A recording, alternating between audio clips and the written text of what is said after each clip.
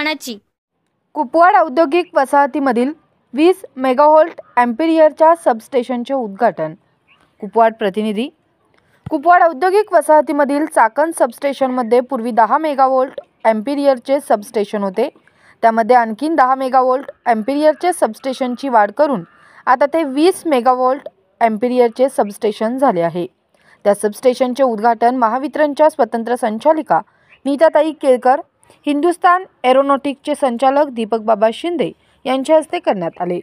यावेळी कृष्णा व्हॅली चेंबरचे अध्यक्ष सतीश मालू, महावितरणचे अधीक्षक अभियंता SS सवाईराम, कार्यकारी अभियंता अप्पासाहेब खांडेकर, भाजप शहर जिल्हाध्यक्ष प्रकाश ढंग उपस्थित होते। यावेळी बोलताना केळकर म्हणाल्या की कुपवाड औद्योगिक वसाहतीमधील उद्योजकांना पूर्वी विजयाभावी आपला उद्योग वाढविता येत नव्हता, तसेच नवीन उद्योजकांना व्यवसाय करता येत नव्हता। परंतु आता 10 मेगाव्होल्ट अँपिअरचे सबस्टेशनची वाढ केल्यामुळे उद्योजकांना आपला व्यवसाय वाढवता येईल, तसेच नवीन उद्योजकांनाही आता आपला व्यवसाय सुरू करता येईल। तसेच 33/11 केव्हीच्या प्रलंबित असलेल्या सबस्टेशनचेही काम लवकरात लवकर मार्गी लावण्यात येईल, असेही त्यांनी आश्वासन दिले।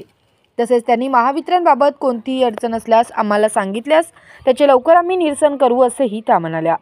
तसेच यावेळी त्यांनी संस्थेचे संचालक रमेश आरवाडे यांनी सदर कामासाठी पाठपुरावा केल्यामुळे सदर काम मार्गी लावेल, असेही ते म्हणाले।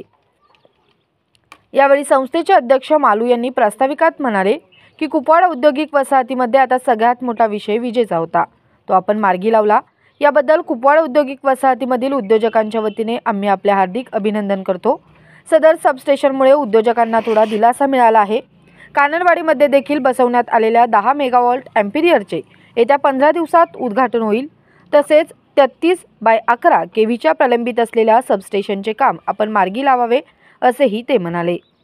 आभार संस्थेचे संचालक रमेश आरवाडे यांनी मानले।